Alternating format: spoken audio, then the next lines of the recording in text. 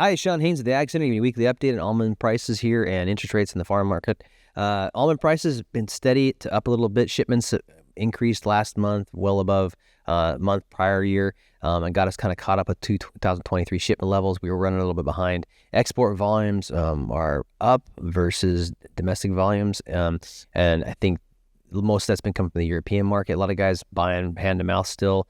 Not a lot of inventory sitting on the hands on the buyer side, causing them to need to buy all the time. And then a lot of growers on our side needing to sell nuts. And so that's been kind of keeping the market from going any farther north, or at least keeping some balance in the market between supply and demand.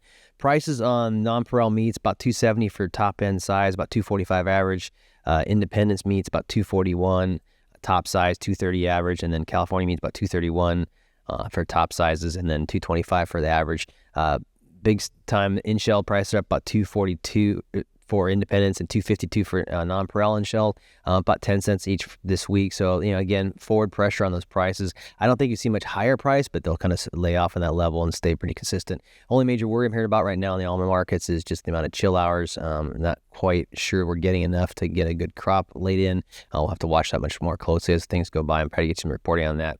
Interest rate wise, continue to push up in anticipation of the fact that we're not going to have those extra rate cuts next year. Long-term rates have getting on the ag real estate side have gotten pretty close to the 8% mark, about a 7.94 to 7.59 range.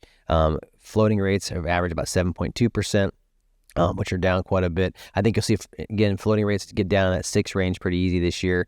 And then the long-term rates pushing up close to or just above 8 on the ag side. Seeing a similar pressure on the home mortgage side.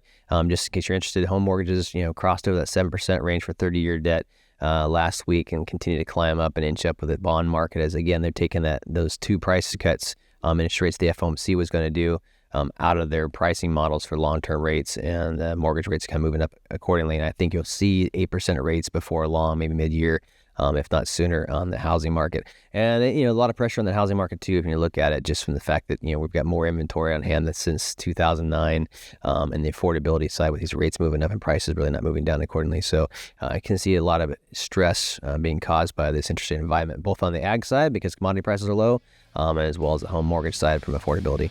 That's what we've got this week for interest rates and almond prices. Thanks.